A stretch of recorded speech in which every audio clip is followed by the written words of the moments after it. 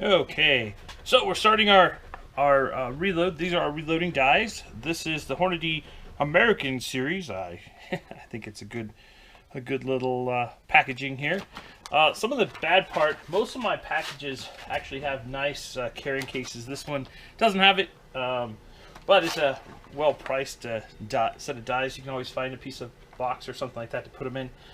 Let's open this up. This will be the first time we're opening it. So we're doing our load again on our 9mm. So when we open this up, we have three. This is a 3-die system, and this is the shoe for the lock-and-load. I guess you'd call it a case holder. Let's make sure that it works. This is a lock-and-load classic case. Yeah, it looks to me like it works just fine. A lock-and-load classic press on it. The way this system works is there are now I can't think of the name, but these go down here, and you turn them this way. So when you first do a load, you have to set all of your dies up. So we have the 3 different dies, and so in the old days, my dad's press, how it worked was he had to screw these in, and then these lock nuts here used to have, and some of them still do, have locking Allen stocks on them.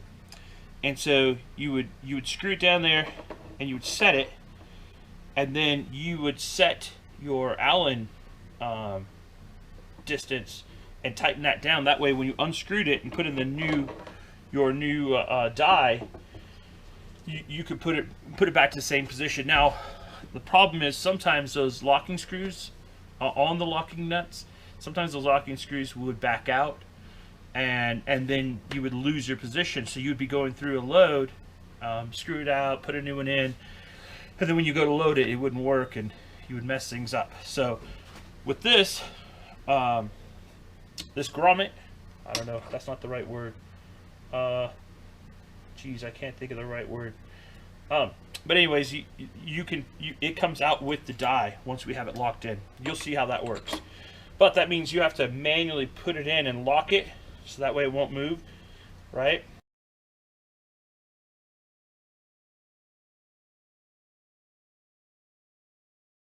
And then so the first one we're going to do is the sizing die. What that does is it deprimes the casing, so it throws a primer out, and the old primer that's already been shot, and then this is set up so that it resizes the entire bullet casing. So we will, and the way you work on this is you put this all the way to the top, right? Now you want this to be sticking out. Oh, that looks about right. Basically all you're doing is you're pushing that primer out, and you screw this down, and you want this face to touch the top of the shoe, the casing holder, and you want it to be fully extended like that. And all you gotta do is just screw this down. Now this one is probably the easiest die to set up. See, that's good right there. Now what you do is you take you're going to need this, an adjustable wrench. I've never really paid enough attention to figure out what.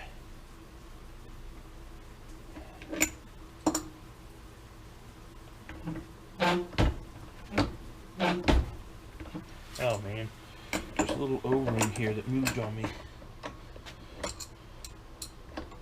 Not really sure what that O-ring's there for, to be honest with you. Maybe it slows down the locking.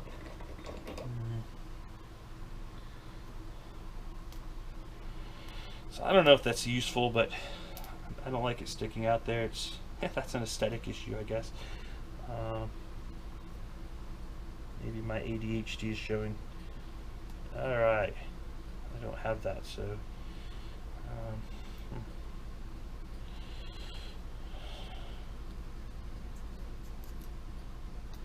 alright, let's try this again.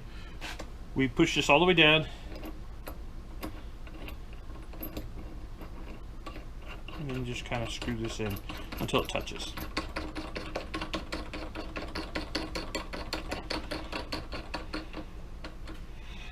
Okay. All right.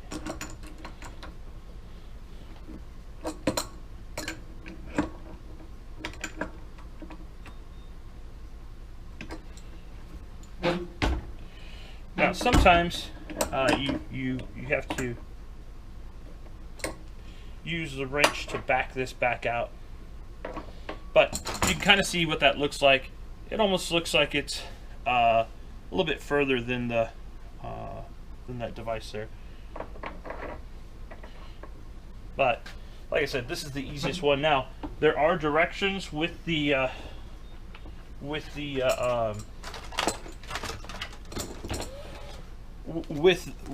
die set when you get them. A few people actually read the directions. They're there though.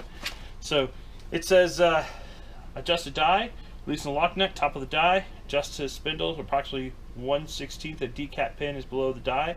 Tighten lock nut, that's the top part. Adjust the full length die, raise the press to highest position, thread the die into the press until it touches the shell holder head. Tighten locking ring against the press or the lock-and-load press bushing. So again, this is the first time we're doing that, and so that's what we've done. And now, here's the next thing. Some people, there's a couple of different types of lubricant. This is the unique case lubricant. You can use that. It takes a little bit of time, but it's not horrible and it's usable. Some people really like it. What I do is the one shot for the most part. With the one shot, what you do is you remove my coffee so I don't spray any stuff in it. I don't know if you guys can see that. So what you do is you take and you just spray it and give it a couple of minutes to dry. It says it won't contaminate powder or primer, evenly distributes lubricant over the entire case, won't creep or migrate, eliminates greasy mess. So that's usually, like with the case lube, it kind of makes it greasy and it makes the inside of the head sometimes a little bit greasy. And so I kind of like this stuff, and it's not very expensive. It's like 11 bucks, and this lasts for quite some time. All right, now it's pretty dry. What I'm going to do is I put this in here. Okay, I put it down, and you will see that head has been resized and the primer has been pushed out. Okay, so I'm not going to do this on all 20 of these. It's a boring process. You guys don't want to see that. So I'm going to take this out for right now. Now it's set, so I shouldn't see this moving. It doesn't move. Now let's see if this will fit in here. It might. Yeah, it does. Yeah, so I could probably just use this as a container. I was thinking about getting a box or something. All right.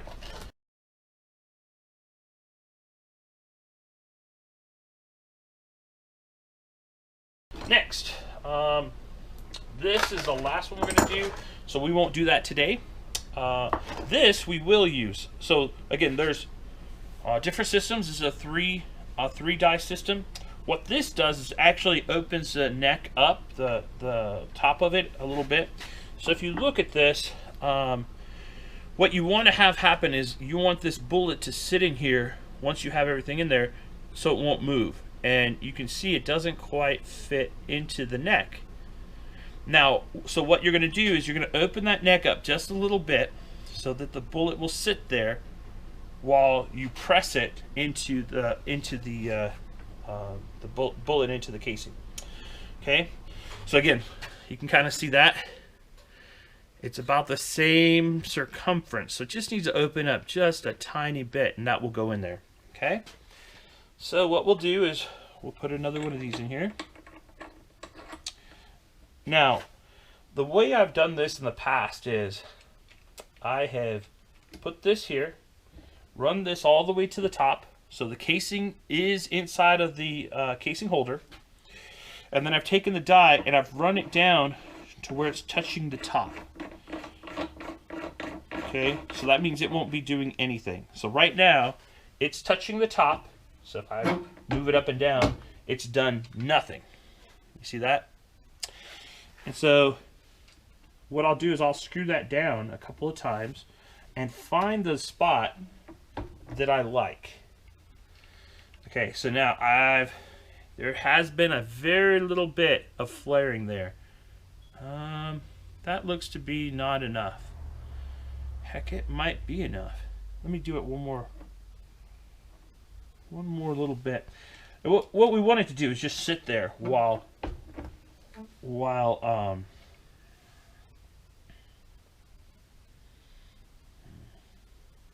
yeah, that looks perfect right there.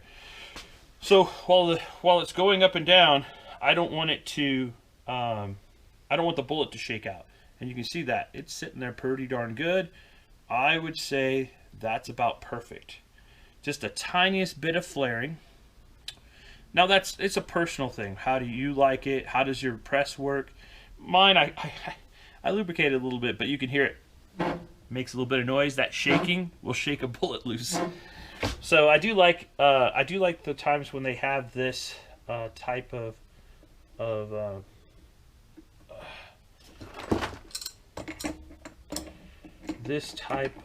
die, and I don't think it's called a flare die. It's not called. The first one's called a sizing die. Let's look. Here's the directions. Expander die. Oh, that makes sense. So let's read the directions. I just kind of did this really quick, but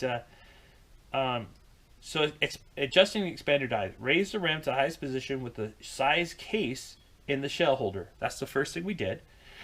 Thread the die into the press until expander touches the case mouth. That's what we did. Raise and lower the ram while threading the expander die down in small increments, each time inspecting the case mouth until the mouth is flared just enough to seat a bullet. Tighten locking ring against the press, or bushing against the lock-and-load press bushing. This whole time I've been trying to think of the word. That's the word. This is a bushing. Ding dong. All right, so I tighten it down. Again, so with this system, I just now saw this. There are other depriming pins. Those do break, especially if you drop the die. It'll hit that pin and break it. You can purchase more of these from, this is Hornady, and you can purchase more of these from Hornady, or you can just, this comes with some backups, so you can unscrew it, put in some new pins. Always kind of look at that and see that that's there. But I'm going to put the instructions back in here. That's it. That's all we were going to do now. So we resized, we reprimed, and I left this out. Oops. I haven't set this into this is our seating die. Haven't set that in because we haven't gotten that far yet. But setting that up is almost as easy as setting the rest of this up. So, all right, guys. I think that's it for now. Thank you very much.